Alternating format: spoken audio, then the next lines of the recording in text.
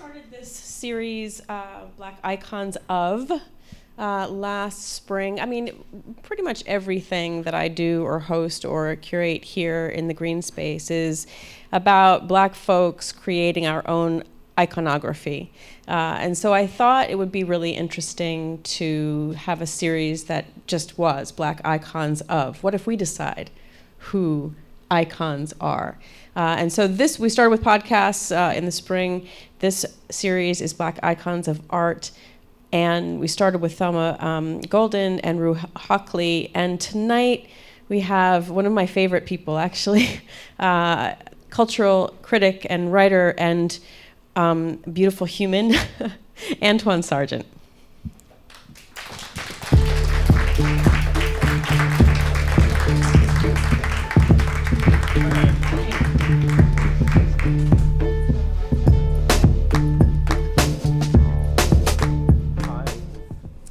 So I feel like those of you who are here are probably familiar with this book, the new Black Vanguard, which is a gorgeous book. And it's not just gorgeous in its imagery, but in its ethos and what it is sort of telling and talking about in terms of photographers.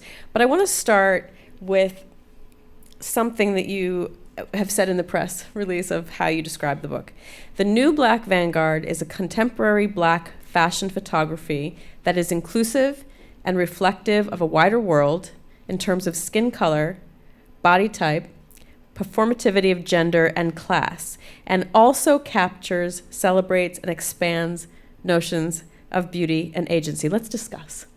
It's a lot. It's a lot, right? So first, what does a wider world mean explicitly, right? We all talk regularly and often about diversity and inclusion, which is an actual thing that people are employed to do and think about, and which mostly, in my opinion, rarely yields any real tangible change.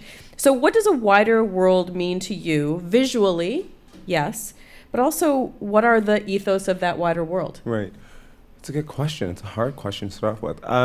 I think when I was thinking about the book, I was not only thinking about diversity and inclusion in that way, right? So like some sort of engagement or entanglement with kind of a white, society, right? That's where when we're thinking about that, we're often thinking about, integrating, right? Spaces that we have not previously been in, right? And so I was more thinking about kind of the ways in which Blackness kind of operates in the world in relationship to itself and kind of in communities that not just, it's not just like one single community, right? And so there's all these other communities of Blackness, right, that are often talking to each other, that are often in relationship with each other or fellowship with each other that we don't often acknowledge, right? When we talk about kind of that like white versus Black kind of relationship or diversity and inclusion, right? Like what does it mean to kind of live at certain intersections within a community, right? And how does that play out in these worlds, right? And so I guess when I'm thinking about a wider world, I really should have said wider worlds, right? Because I feel like people are always occupying a lot of different spaces and always negotiating spaces that are often, as you said, hostile, but also allow them to kind of have great like pleasure. And so that's what I was kind of thinking about when I was talking. I think it's interesting too that you mentioned integration, which is such or at least that's the way I see it, a loaded word. And I think depending upon the genre or the industry or where you are, integration in schools means one thing, right? Integration in media means quite another thing. Integration in your life, right, means what? So we think about being in spaces where we aren't usually, or where we are and it's hostile. And so are we the ones who are doing the integrating, and at what cost? Right.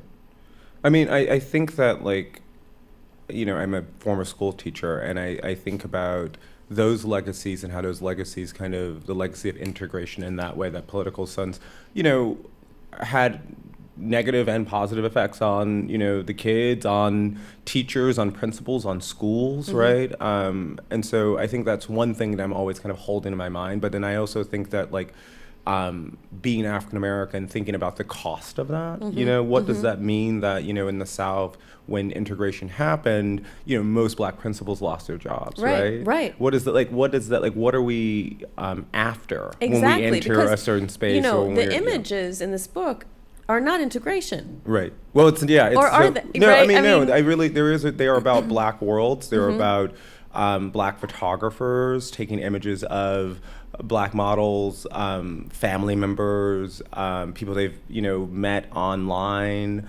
and really kind of thinking about kind of worlds that almost don't exist, right? Or creating their own, constructing their own to kind of get beyond some of the things that they don't frankly like about the society that we're living in, the things that that they feel are repressive or have kind of sidelined them, right? And so I think that in some ways this is really about kind of the imagination that the photograph allows, for the sitter, but also the photographer. You mentioned too, I mean, in that that first phrase, or not phrase, but statement, skin color as opposed to race. Right. And why did you choose to say skin color? Because it's interesting and remarkable that all of the models in this book have dark skin. Right. Well, almost. Yeah, all. It's kind of a range, but I think that part of I think that, again, I guess I'm always interested in, like, conversations that are within the space of our communities, right? And so colorism is a conversation, right? I think there are certain privileges, there are certain that we have to kind of discuss and that we have to kind of think about. Think about someone like Dana Shrugs, who's in the book, who shoots darker skin models and people, right? And she started by shooting men, and I asked her why, and she goes, because I'm attracted to them, right? Like, and so it is about desire, right? And I think that one of the conversations that we, are having right now is, like, in the book, I always say image makers, and I'm always saying, kind of image makers to kind of give us some space around thinking through the fact that these images are constructed, right? And often photography, is said to be a medium of desire, right? And so what you're seeing really is almost not the truth, right? It's kind of someone's kind of ideas around beauty, around fashion, around race, around kind of all these things that kind of make up our world. And so I wanted to be very clear about that, right? And so the idea of desire is related to beauty. How? Well, because, like, I think the idea of desire is related to beauty in a photograph, particularly because often we're seeing the perspective of the image maker, right? We're seeing their ideas of beauty, right? Then which are then inscribed on the culture, right? And so these images become representations of these ideas, right? When I would argue what they are kind of images of those kind of desires, right? Which might play on larger cultural desires, right? Larger ideas really? Of, right? And they might, enforce those things or contest those things, right? But I still think that it's we're still having a conversation about desire when we're thinking about the photograph. Right, and to be clear, we're talking about photographs of people, right, exactly. As opposed to street scenes or whatnot. But I think, and you and I have discussed this before, this kind of standard of beauty, the kind of white gaze, the kind of the way in which most fashion photography has been shot through the white gaze and that lens, and it made me think about someone like Cindy Crawford, right, who is widely perceived as the standard of American beauty. I don't know if any Black photographers have ever photographed her, but I wondered how it would be different if a Black photographer shot the standard of white beauty. Right. I mean, that's one way to look at it, right? And I highly doubt that a black photographer Right, shot right. her, but And even if because they they've did- also just not gotten a lot of work, right? And even if they did, though, they would still come back probably to a white photo editor or had white stylists sure. on the shoot. All of that. Or, right? All Yeah. of that, yeah. But I think a more kind of tangible maybe example is, recently Naomi Campbell, right? Made a big kind of, fuss when she kind of revealed that Campbell Addy, a photographer in the book, was the first black photographer to shoot her in a fashion magazine in her 33-year career. This was, a month ago, maybe, And so someone like Naomi Campbell, who is, arguably the epitome of black beauty and who has had this kind of stature as, a representation of black beauty, right? A universal symbol, right? Has never had her picture taken in her business profession, right? Fashion, by a black photographer, right? And some people, I posted this on Twitter, and some people were like, well, she's a legend, and she has all this power in the industry, and, she should have said something, that's unacceptable. And they put it back on her, which I thought was a weird kind of thing to do. But where I went was all of those years, she's entering rooms that were clearly not reflective of all of the communities that she holds within her, right?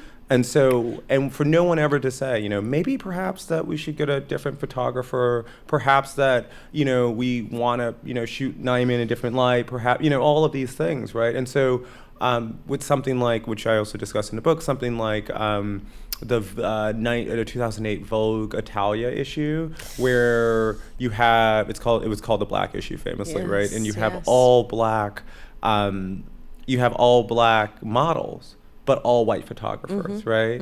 And at that time, it was a pretty kind of robust conversation, around what does it mean to have kind of these black women depicted in the ways in which they were, right? Which was basically you had these kind of African kind of like tribal or savage kind of scenes, or you had these kind of really kind of European kind of ideals, right? Black women as, kind of European ideals, strong, straight hair, these kind of small features, et cetera. And not, one natural hair shot, not, any of the things that, kind of are in our culture or our cultures, representations of beauty, right? In that magazine, but yet that's the black issue, right? And so often what you have, as you kind of alluded to, is, white, from every, editors to stylists to makeup artists to hairdressers to, fashion designers, kind of, again, inscribing on the black body their ideas, right, of what it could and should be. And then you have, kind of at the very, kind of extreme of that, you have kind of the stereotyping of a black body, right? Yeah.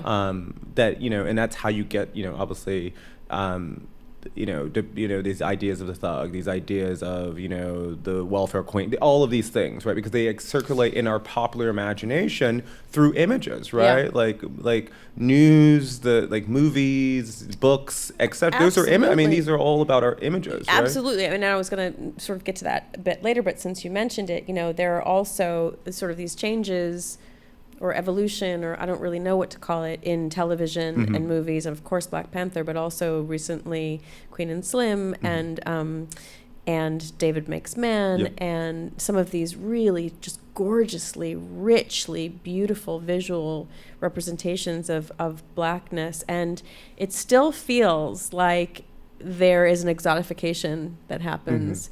In what way? I'm familiar. In mainstream, in mainstream media, and Lizzo. Okay. Or Pose, or the folks who are in, white folks who are in mainstream media sort of talking about it that's so cool, or that's so this, and it doesn't feel like a democratization of beauty. It feels like a fetishization or an exotification, which has always been the way. And so I'm sort of wondering for you and these photographers in this book is like, how do we evolve instead of try to necessarily get on par with, right? Because I don't think democratizing beauty between images of black people and white people is going to work. Right.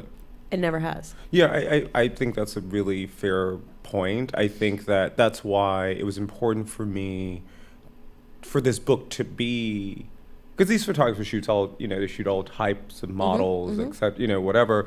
But it was really important for me to kind of create black space, right? Because I think that more and more, going back to this idea of integration, one of the things that we gave up, right? Yes. Was just kind of this, like, our own spaces, right? Absolutely. We gave, I mean, not to be kind of controversial, but we gave up a lot of, black institutions. There's nothing controversial about that. And absolutely. Yeah,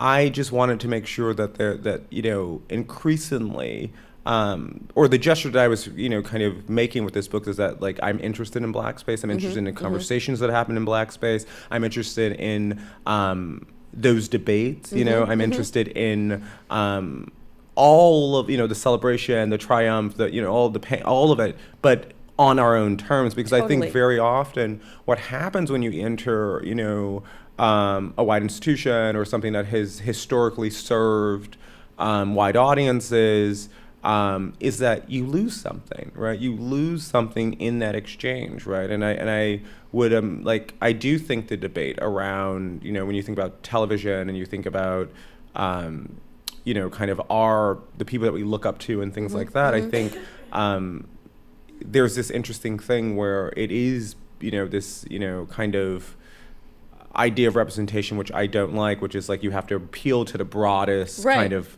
public, like the broadest, which I feel is also ideal of the thing, right? So with someone like Lizzo, it's like, it's like there's this like weird thing where like people who are like fat phobic, like have like, like used her to like I'm not fat phobic, like I like Lizzo, whatever, and I'm just like, that's not, or just like she's always like, it's like she's like for like the first couple of editorials that she was doing, it was like her body was always out, and it was like always this kind of like, and I'm just like, is that always the, you know what I mean? Like I'm just like, maybe that is always the case, but it's just, it seemed to like the statement was like so like they were pushing this like, we are okay with, whatever. And I'm not saying they weren't, but I'm just saying that, like, that's not a normal representation of any, you know what I mean? Because, like, we had a problem with like, women, like we had through the 90s or whatever, where women were, like, always out of, no clothes, had no control over what they were wearing, how they were wearing it, how they were seen, all of those things. We had a huge problem with that. And so it seems to be odd that, like, we're doing that, that same type of thought process is happening, with someone like Lizzo. Right. know? I mean, which is why I feel like, I'm not saying she doesn't have any agency. I'm not taking it away from her, but I'm saying that like there is that, I mean, what you're saying about agency is really what is at the core of this, right? So what does it mean for us to hold agency over how we look in a society where agency was actually developed by the white gaze and by white supremacy with the goal of making it the default.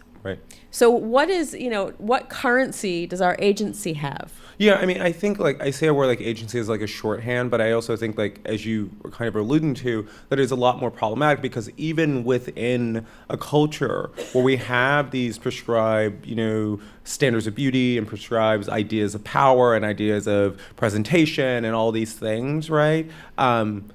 When those forces are, and those kind of representations of those things, those normative kind of representation of things are being constantly reinforced in the media, in magazines, on museum walls, like, you might have the agency, to like make a decision, but like very often the conditioning leads you back to completely. And, you know what I mean? And so like that, I think that was the point I was trying to make with, and I think the Lizzo did. example was like, very often it's not necessarily about like whether you have agency or not. It's about like the conditioning, the environment in which you are performing, the environment in which you are And showing what you works. internalize, Exactly. right? Because there are norms, right? That we know what a Vogue image looks like, right? We know what a museum, this line, museum quality work, right? Those are all ways to kind of set up parameters around what's acceptable and what's not, right? Yeah.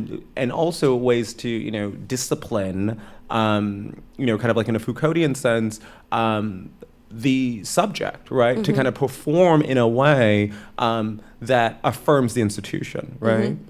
No, for sure. And I think that notion of norms and internalizing and agency, which, I actually think that's a really good, not short-term word, but an important word to keep in our language and vernacular. But how do we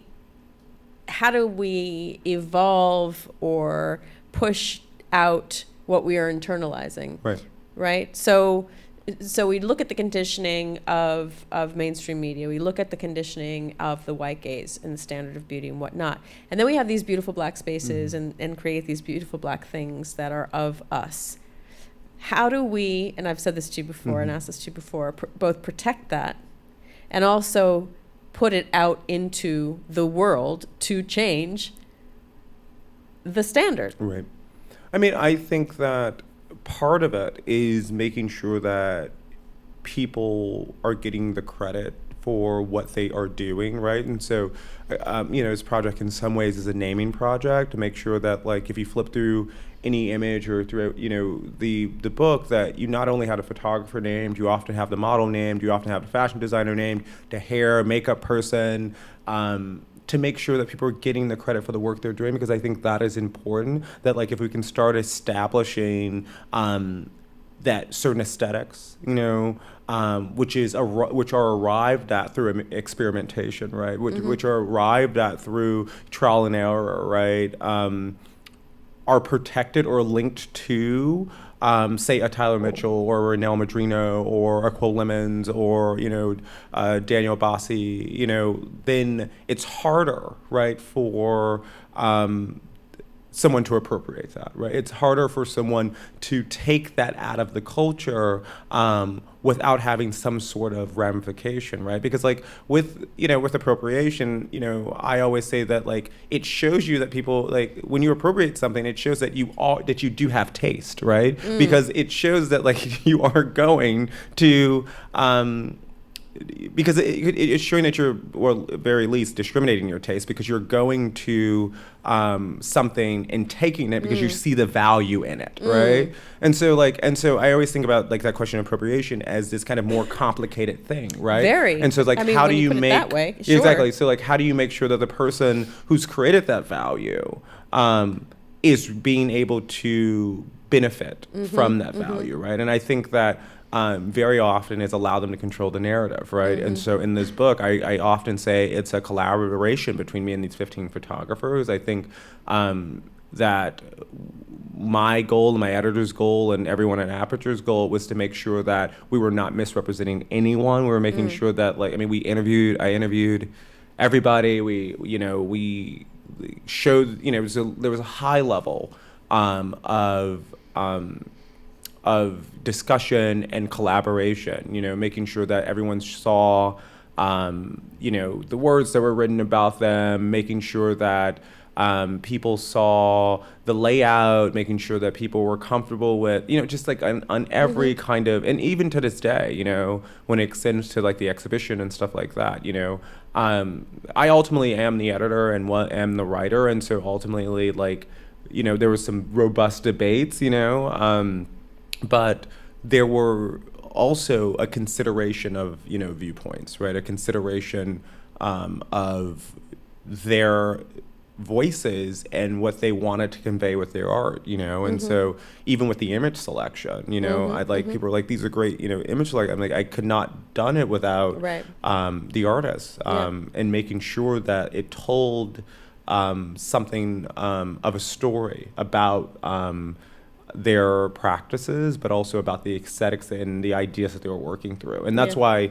it's they are portfolios and not single images, because I could have, I theoretically had 200 photographers, Black photographers, because there are that many working right now, which is wonderful, if not more. But we really wanted to focus on 15 because we wanted it to be relatively affordable for an art book, but also to show that like these were the photographers that I really thought and that was, they were really kind of thinking and developing kind of their own kind of original kind of ideas in photo. And so that's kind of speaking to like the structure of the book.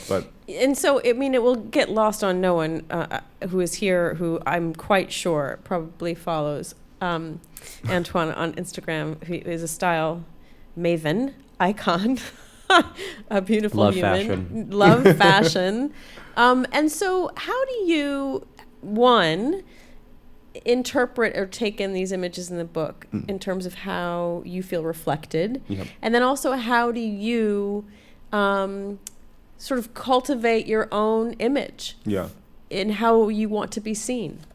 I mean, I think for me, those are two different questions. One, I think when I'm thinking about editing or curating or, like writing even, it's always for me to give people who I think deserve platforms, right? So whether that's in the writing, whether that's in an exhibition, whether that's in a book. And so for me, it's less about, I do have like general kind of like idea, but then I'm willing to like, let's kind of come to something together. So I think that idea of collaboration. And so even in the images, it wasn't necessarily about me being reflected. It really was about kind of, I was always holding the multiple communities that I know and that I come from in my mind, and trying to make sure that everybody was reflected in some ways, and not just me or not, I constantly go back to going to this Mickalene Thomas show at the Brooklyn Museum, 2012.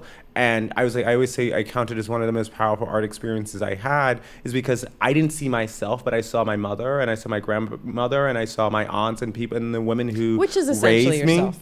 I mean, if we think about the way that we think about ourselves, right? If you can see a strand, I've never thought about it that way, right? but yeah, that is strand, true. There's this like reflection where, like, I don't know. It was like there was this weird thing because I didn't see me per se, but I saw so, like, clearly and powerfully, like, scenes from childhood or scenes from women that I'd known or who mentored me or whatever, and it had really changed, kind of my perspective on the possibility of art, but also like my perspective on like if I'm going to be involved in art, what then becomes possible. And if it's, and then also there's just so many terrible examples in the art world of like just ego-driven, like men who like... No shortage. You know what I mean? Shortage. Like, and also just like in the world in general. And so I just like wanted to kind of create and be from a different kind of standpoint. And so I'm always thinking about like, if it looks too much like me, I feel like it's a problem, Like I always think about like how, like, it's like it's just like even a lot of the art that I consume, like I have a good friend, Jeremy O'Harris, who who has this play, and he has these 6 characters, and he goes, did you see yourself? I was like, some ways, but mostly not. But I did appreciate, And he's like, cool. Exactly, you know what I mean? Like in what you were doing, I appreciate, that there are audiences for those, those 6 characters. I think that like. I really do think kind of the most generous thing to do is to kind of take yourself out of it in some ways, to kind of really allow, others to kind of speak, right? And see how might that, what that, kind of speaking might teach you about yourself. I think it's really interesting that you brought up Jeremy O'Harris, who director playwright of Slave Play, who we tried to get to come tonight to talk. He's really busy. He's super busy. But recently, for those of you who follow him on Twitter or whatnot, there was a showing of the play, and a white woman who came to the play and just had a fit about the play and felt like she was being, personally attacked and so on and so forth. And it made me think about whose responsibility it is to shift the white gaze. Yep. Right. And I because I felt like she was like, I'm not that person. I didn't see myself up there. And Jeremy was like, good. Yeah. I'm really glad you didn't see yourself up there, as a way of telling her you can help shift this. Yeah. But also, it's not always about you. But also, it's not for sure. You know it's what I mean? not about you. But we have had a lot of conversations about that moment. And I mean, I was of the mind. I honestly was like of the mind that like. I told him if I were you, I would have probably been more forceful. Oh God, I would have been a mess. Yeah, exactly. I would have been I absolutely. was respect he was for very like gracious. being very gracious about he that was because very gracious. I would have not. That would have not been the case for me. But it was also just this idea that like, I don't know. Maybe it's it's like we are always kind of accommodating white supremacy. Absolutely. And whiteness in all these kind of ways. And when you think about tradition and you think about all of these things that are just really kind of, another way to kind of inscribe, things that have nothing to do with the way that Black people live, on Black culture, on, Black expression. And so I'm always trying to figure out, okay, how do we get out of that? Even when we are seemingly negotiating, a white world, right? And so even with this book, the fashion photography in the art world, it has almost no value. Like it is looked down, as if it's like it's not even a thing. And so I was at Art Basel earlier this week and in conversation with Dina Lawson, Paul Sepoya, and this woman asked me, this question, why fashion photography? You could have just, done art photography or whatever. And I go, because very often the way that the images that have the most important impact on us as early are fashion images, right? Are these images that we encounter in magazines, right? Or are in these, your house, or right? in your house, Right. where your family photo album and stuff like that, which are style images, right? And so I wanted to kind of create space to kind of reassess the value and say those images do matter, and they do matter to a great many people, even if that's not ultimately the work they're producing. And so someone like Paul, after I kind of said this, and also said things about like, value and how like dealers and, have like, kind of created these lines between fashion photography and art photography to kind of drive up prices and blah, blah, blah. All of that stuff, which is also very important, capitalism, to this whole, kind of art situation. Paul then goes and, who does not make fashion images at all, like traditional in that way, goes, oh, I saw like, he's like, the reason I even became a photographer was because I saw the Little Kim cover on Interview magazine, and I moved to New York, and I like wanted to do that. That's what I wanted to do. And then I figured out that like I couldn't do that, and so I did something else. And so I was like, and even someone like Dina, who she says her images are a reaction to fashion images, right? And the reaction, and like even in that reacting, those images still hold a lot of power because it's causing that reaction. But also right? this notion that fashion photography is somehow not serious, so shallow, or doesn't have any value whatsoever. That, and I mean, I think in terms of certainly this book, which I've looked at, pored over quite a bit, and I think of some of the most recognized white photographers, Anne Leibovitz and Paul Peter, whatever they're, the one who shot Janet Jackson's video. Was it Peter something, right? Lindbergh? No. Another guy. But there's like four. There's so many of them. Right? There's like four who are like the big deal folks, and especially Annie Leibovitz, who has shot several Black. Yeah. She just shot the cover subjects. of Vogue of Cardi B, and which was so kind of like, on Twitter I was just like, it's such a missed opportunity because Renelle Madrino was right there. I'm just so glad you said that because Renelle's from the Bronx. They're both from the Bronx. They're both Dominican. Like Renelle's like aesthetic appeals to like a Cardi B's persona. So where that's is the thing, like, right? Is that these like I felt like that was like such a like who needs another right? But there's no stories in it. Yeah. There's no stories. It's very much even that memorably. But that shoot was like at a hotel. And yes, not but also memorably Oprah's cover of Vogue when she lost all this weight and her hair was straightened and her face was like and it was very, very, very shallow. Yeah, but also like very like the white imagination. Oh, completely the white imagination. But my point right? is that certainly in this book and in so many of the Black photographers that I admire and follow, there's a story. Yeah. There's a story. Right, yeah. Well, There- because and it's, so it's substantive as also, opposed to right. this kind of shallow notion of Right. fashion photography. Not one photographer, and that's why I say between art and fashion, because that between space is really important, because they're drawing on history, right? They're drawing on, other photographers, but they're also drawing on their own personal histories. They're also trying to think through, their own identities. They're also trying to think through what, for example, masculinity looks like, now and in the future. What might femininity look like? When it's detached from notions, from traditional notions, right? Say Rennell Madrino images. So you have, what does mundane space look like, say, in Tyler Mitchell images? What does it mean to kind of remove the white gaze from, the African continent, and for young Black photographers like Ruth Ostazi or, Daniel Bassi or Stephen Tayo to kind of take images of their own family, right? And take images of people that they encounter in the street. And so I think that like those stories and those, are the most compelling, in some ways about their practices, because it's doing something, right, in the world, It's doing right? something. It's also a kind of bravery. Exactly, yeah. Right? Yeah. Where there is courage involved, Right. and there is risk Right.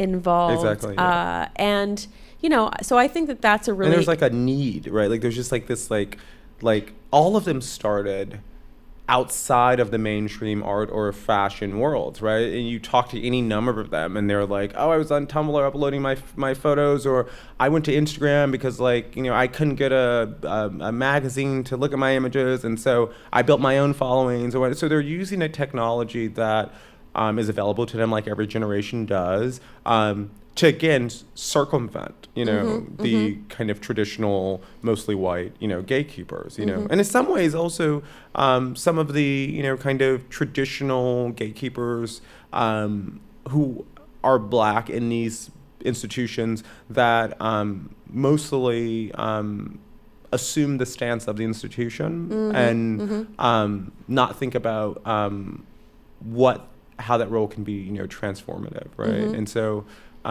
you have, I think that is also a part of it, right? Like there's that moment, we're just talking about Queen and Slim, and there's a moment where I saw it a couple of weeks ago, and there's a moment where like the Black guys, I'm like giving away, I shouldn't give away. Don't give away, sorry, okay. There's a moment when it be your own people sometimes, right? And so yes.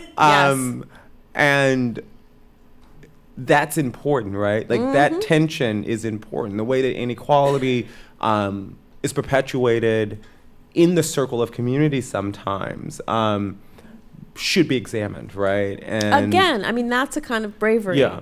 But also those are conversations that we should be able to have for sure in the community with, among each other, and not have it like be some sort of like spectacle, Absolutely. And I think often like when you'll see any number of fights on Twitter between people from the community, and you're just like, this is just like this spectacle I can't get behind, Right. And so like that, you know what I mean? Like I'm just like very much like not into. I just like your use of the word or the phrase. I can't get behind it. Like it's just like not. I don't know. It's someone who's so deeply interested in communal kind of processes around some of these things that have been assumed to be totally kind of like driven by an individual and like their individual brilliance, which is often a myth. And I'm just kind of interested in, okay, what does a communal practice look like for something like an art book, or something like curating, or something like writing, or whatever, right? Like how do you show up for others, and that has always just been so, from the teaching to, this artwork stuff, so important to me. Like, how do you make sure that like your voice is doing something to help others, And so how has this project, how has it impacted you personally? I mean, first, I've not slept in like it's just, I don't sleep anymore. That's one impact. No, but like, on a more kind of serious note, I think it has changed. There's a part of the art world which I'm very much a part of, and have and will continue to be very much a part of, that is very well supported, right? There are residencies, and there's museums, and there are curators, and there are patrons, and there's this whole kind of aspect of the art world for young Black artists, particularly if you're a painter, that supports those artists, right? That gives them room to space to create, space to fail, space to have these long kind of careers. And then there are other artists who didn't go to the right school, who didn't get the right, fellowship, or who didn't get the right residency or whatever, who are just out there, right? And who don't have that same type of access to some of our museums, right? Or some of our institutions or our patrons, right? And so in that way, that system, again, which I'm very much a part of, has perpetuated some of the inequality that we often, ascribe to white society. And so in doing this book and with 14 of the 15 photographers are just not in the art world, right? Have not, Michelene at Basel did this museum show, and she called me, was like, I love this book. Michelene did a conversation with Quill Lemons in the book, and said, I want to show 3 of the photographers at the Bass Museum and give them space to show their work, right? And, world-renowned artists, who made space for these. Michelene Thomas, you all know who she is. Yes. Okay. Who's made space, right, for their voices, right? And it was Adrienne Raquel's first time showing in a museum, right? Actually, probably all 3 of their first time showing in a museum. And for her to kind of be able to oh, I can do this, this is a possibility for me, was just so satisfying to see Michelene and her kind of talk, and then for Michelene to say, oh, when I was younger, I made work like that. And that's why I wanted you in this show, because it looked like early work that I made that I was kind of thinking about these notions, but you did it better than I did. So I want your, you know what I mean? And so I just felt like one of the things is seeing the connections that these photographers are making to this other art world, that has allowed them to kind of start thinking about how to expand their practices. It has allowed them to start selling and editioning work, and all of these kind of things that are important, right? And hopefully will allow them to kind of develop their own communities, where they can continue, if they want, in this kind of non-commercial way, while having these robust commercial practices, because I think one of the things that the art kind of world and the art kind of part of art, and fashion allows is a certain freedom that often isn't at play when you're talking about editorial work. And I think that kind of messiness, that freedom, that experimentation, is a sure way to do breakthroughs or whatever. And so what's next for you? What's next for me? Oh my God, I'm doing... I don't. So I'm like, how much time do you have? My God. Which is I'm great. curating some shows over the next several years that I've committed myself Really? to. Yeah, some really in big city shows. Yeah, I'm curating a big show in the city next fall. Everyone will be very. I can't talk about it at the moment, but it will not escape your radar. Yeah. There are some, and then I'll do some shows in 2021 for a gallery, and I'm gonna keep writing. As I was working on this book, I was editing a book for a Black collector, Bernard Lumpkin. The book is called Young, Gifted, and Black. There's a traveling exhibition with that project that is now going to Lehman College in the Bronx, opening in February. The book comes out in the spring. It's called Young, Gifted, and Black, and I basically got together, again, this idea of community, got together using his collection, 500 works by African American or Black or artists of African descent, and thinking, and using that collection as a jump off place to kind of get Black curators and thinkers, and other collectors, to kind of think about the emerging Black art practice and how they supported it and stuff like that, and how those works have entered museum collections and things like that, and how those works kind of speak to our society. And so that book comes out this spring, and so yeah, that's just like, So those are just some of the. So you're on the path you want to be on? I think so. Yeah. And the idea of curating shows and working on book projects and sort of being involved in this idea of Black emergent art is affected by the socio-political atmosphere. Right, for sure. How? Absolutely.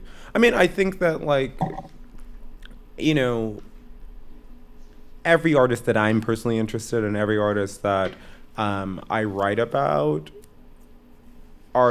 they're living in the world, right? And so thus they are responding to the world, right? And I always, you know, say that, you know, very often when I go into an artist studio, they have thought about race or gender or whatever, you know, the current political situation in ways that I would have never fathomed, like with such creativity, right? And that shows up in the work, not in the way that maybe you're expecting to see it, but it is in the work, right? And so I'm always thinking about, you know, how these artists are kind of reflecting their times, right? And are, for example, you know, someone like, you know, Quill Lemons, who's, you know, in the book, who's really thinking really critically about masculinity and notions of family and how that kind of how that all coalesce in somewhere place like South Philadelphia. I think that is totally reflective of the ways that gender has kind of evolved in a very short amount of time, right? And the way that we think about performances of gender has evolved, right? I think when I'm maybe 8 years older than Quill, and I felt like when I was coming up, there was still very, like, even in that kind of short time period, there were very prescribed ways that Black men were supposed to act, right? For sure. I mean, I think about this a lot, very right? different like in than terms right now, of generational voice and generational perspective and representation and taking things in. And I think that those of us who come from an older generation always look at the younger generation as, well, you have this freedom and this opportunity, and you're creating new ways of doing this, when for certain the folks before us said the same things about us. But what I feel concerned about and or committed to and or confused about is the way to sort of mainline that thread of evolution, right? So that we can recognize it and we can actually build on it, exactly, right? Because I do think that the idea of Black folks being a certain way, like every other day, I think, yes, you know, we're breaking the monolith. And then the next day it's, oh, we all think the same way. And when we look at the folks who are running and the way the political campaigns are being run and the way that they're trying to, you know, and the get way the that votes, Joe Biden still has all this Black support, and you're just like, how? And so, exactly. I'm like, who? Because I don't know any Black people who are I know. Like, I have asked all the Black people I know, or do you support Joe? No, I'm serious. Like, no, I know. So that's the thing, right? I mean, I don't have a problem very with him tricky per se, but I do have a problem. Like, I'm like, with all those candidates in the field, like, how does Joe, like, I don't believe it. I really do think it's a conspiracy. Like, I'm like, how? I don't. So what my point is... Sorry. That was my point is that, like, you know, there are those of us who are sort of thinking about these things and looking at connecting the dots and, you know, championing folks who are challenging stereotypes and the monolith and so on and so forth.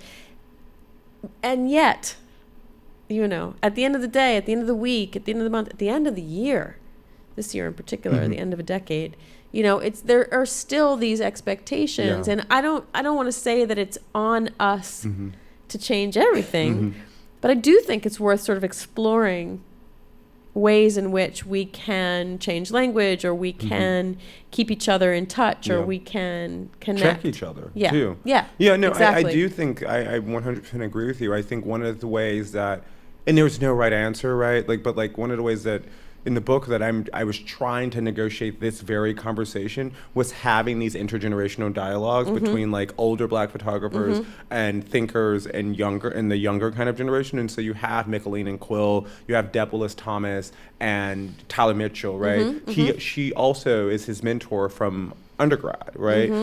You have, you know, kind of these kind of intergenerational conversations. You just have like two people from very different generations who had very different things, you know, kind of access and, you know, who found a way, and now they're in conversation talking about that, right? And so just so, because I feel like we don't have enough of that, you know, we don't have enough of this intergenerational, because because that was all, I mean, even if you think about the title of the new Black Vanguard, the reason why I was, you know, we have the new for me, and what that has come to represent is that then it implies that there's an old. So there's someone that came before, and there's someone that's going to come next, right? Like, because I'm really kind of super interested in that, what you were just talking about, that very, that thread where it's like, you know, where we build on, or with, you know, and don't discard whether old or young point of views, right? I also think about this in terms of like in the art world right now. There are all of these kind of older painters and artists who were frankly just like ignored and discriminated against and written out of, you know, history books and weren't given, you know, the proper shows and all this stuff. And we're having this moment in the art world where we're reckoning with that, right? Or I should say the white people in the art world are reckoning with, you know, that and their guilt and all of this stuff. And I always think about, you know, someone like Sam Gillian, who just got representation in New York, right? Like you know, several months ago. I always think about how, had his practice been widely known, celebrated, taught in schools, etc., then the artist who came after him in his lineage, right? Someone like Ed, you know, like you know, currently, you know, Eric Mack, right? Would they have had to make the same mistakes, right? Or would they had a foundation in which to kind of begin their experimentation, right? And to begin, you know, they're kind of grappling with, you know, what does art mean? What does paint mean? What are the conditions in which I'm creating? All of these kind of questions that artists are asking in their studios, right? And so I always think about that being lost when you know, people who have made these breakthroughs and then have their breakthroughs discounted, right? Yeah, absolutely. And I think about that about writers, and I think, I mean, just all aspects of our kind of community, you know. I mean, AJ, Arthur Jaffe, always says this about like how music is like the only thing that like you can see the like. That's absolutely so true. Like oh music, my God. yeah. AJ, you have like, if you can get him, you should get him here because like he talks kind of brilliantly about how music is the one thing that Black people has been so totally dominant with. Yeah, and we can trace it. And that you can literally just trace it back. You can go through the history and trace it back, and you can see how, you know, someone like, you know, Whitney Houston, who he does not like for some reason, but the tradition in which she's kind of operating on. Sure. Or you can see how, when the Lil Nas X thing happened with the country being kicked off, you can see how you're like, wait, that's Black music, and you can trace it back. You know what I mean? Like, and so you have all, and so those lineages are as rich in other spaces too, but they've been discounted, right? And so it's about, you know, part of the work that I'm interested in is mapping, right, those lineages and making sure that we can see those links. And so in this book, I mean, in the essay, you know, yes, I'm talking about Tyler, and I'm talking about Quill, and I'm talking about AWOL, and I'm talking about Rennell, and, Ruth and Nadine and all these, and these younger photographers, but I'm also using them to talk about, James Van Der Zee, right? Malik Sidibe, Liz Arthur Johnson, all of these other photographers who came before them who were just as talented, who never got their shot, And so I think that is important, and it's something that I've, even with Tyler being, the first, photographer to shoot, Black photographer shoot a cover of Vogue, I was so proud, kind of reading his interviews. Me and Tyler are very close. He's like a younger, like my little brother, really. And how he would always say, there were people who came before me. Which was his way of saying that, like, yo, some fucked up shit. Yeah. You know what I mean? Yeah, Like, yeah, like yeah. this, like, Yeah. like you're telling me that, like, I'm the one, at 23, and I thought there was there's just so much integrity in that, Yes. right? Where others would have Absolutely. used that moment, like, I'm great and I'm the best photographer in the world, Yes. and like, this whole kind of, ego trip. He goes, there was Lorna Simpson, there was Micheline Thomas, there's, Yeah. you can go through it, they're like, who should still shoot covers for them, right? Why has Tyler, we've now almost a year and a half outside of that historic moment. Why haven't there been other Right. Black photographers who've had that opportunity, right? Like, if you really were about Full that circle. life, you know what Yeah. I mean? Like, and so I think that, like, Vogue is a very important institution, and it's incumbent on us to continue to hold, them to that standard, right? To continue to think about how, like, if you are saying that you are in the, diversity and inclusion business, then show us, like, and I think that, like, I'm That's a always. whole nother conversation. I mean, right, but yes, like, yes. like, it's one of those things where it's like I am, like, and I mean, it's also just one of the reasons why I've never, like, worked for anybody is because I don't have, like, I'm just, like, very, and I'm like, I can't do the office politics thing. I'm, like, very much like, I'm going to say exactly what I need to say, in this moment. And, and Vogue has been really great, and they've, done, they've, like, done stuff for the book and all that stuff, but it's still, like, one of the point is, like, you should still have more Black photographers shooting those covers, period. You know what I mean? Like that is, like, I don't really know, like, should we feel grateful? I'm always, like, cycling through these, like, thoughts, like, what should we feel? I feel like we're always cycling. You know what I through those mean? thoughts. Like, I'm like, should I be grateful because you did this? Should I not say the thing that what would help us kind of change the situation? Look at after Tyler goes on that cover, what type of career he's had.